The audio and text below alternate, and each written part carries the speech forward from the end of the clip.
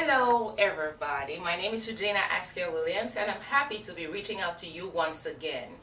This message is specifically for the 30 phenomenal Nigerian nurses who worked with me when I came on my trip for the nurse development program in Nigeria. Today I'm going to be sending you your presents as a thank you gift, as a token of appreciation for your passion and participation in the program. Okay? Now every one of you is going to get a stethoscope. You know that the stethoscope is a very important medical instrument to all healthcare practitioners, right? Now, a stethoscope is used for auscultation.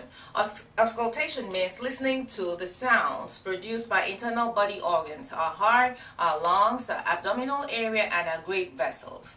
For the heart, we are listening to S1, S2, which are normal heart sounds. We're listening out for S3 and S4 and trying to listen out for murmurs as well.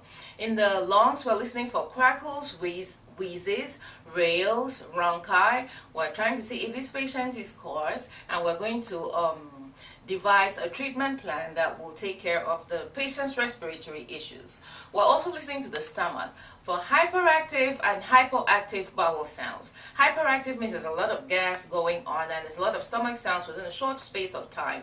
Now, are we looking at why this patient is having gas, or are we expecting the runs? Hypoactive means we can hardly hear any stomach sounds there. Is there a blockage? Is there a narrowing of the abdomen, intestines? Is there some medication that is causing a slowing down of the peristaltic movement of the stomach? Finally, we're listening to the great vessels, the aorta, the vessels that feed the kidney, and the vessels that go through the iliacs into the femoral areas.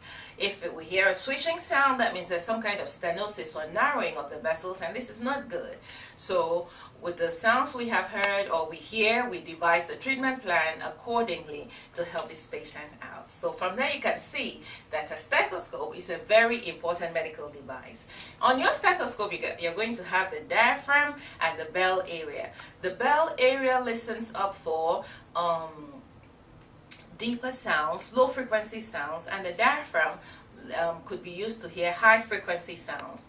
The diaphragm is the flat part of your stethoscope. You put it on your skin, and sounds, it's always best to put the stethoscope on the skin. Sounds transmitted internally travel through the skin and is picked up by the diaphragm, goes through the hollow tube, through the earpiece, and we hear it, and then we're able to interpret if it's a normal sound or abnormal sound.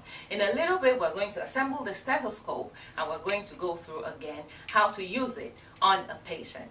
Thank you very much. It was my pleasure reaching out to you, and thank you again for your passion and dedication to nurse development in Nigeria. Thank you. The stethoscopes together. Everybody will get their package like that, and you take it out. You have your ear tips, the little white bits. Those are your ear tips. They fit snugly in your ears. You have your ear tubes. Then you have the tubing. Okay, the tubing goes on each side of the ear tubes. There you go. Oh, you gotta put your back to it. Okay, put your back in it. All right, there you go. And then you take out the chest piece and connect it. This can come apart, so be careful. If it comes off, just screw it back on. It can come back on. And there's a little hole there. Just squeeze this in. All right.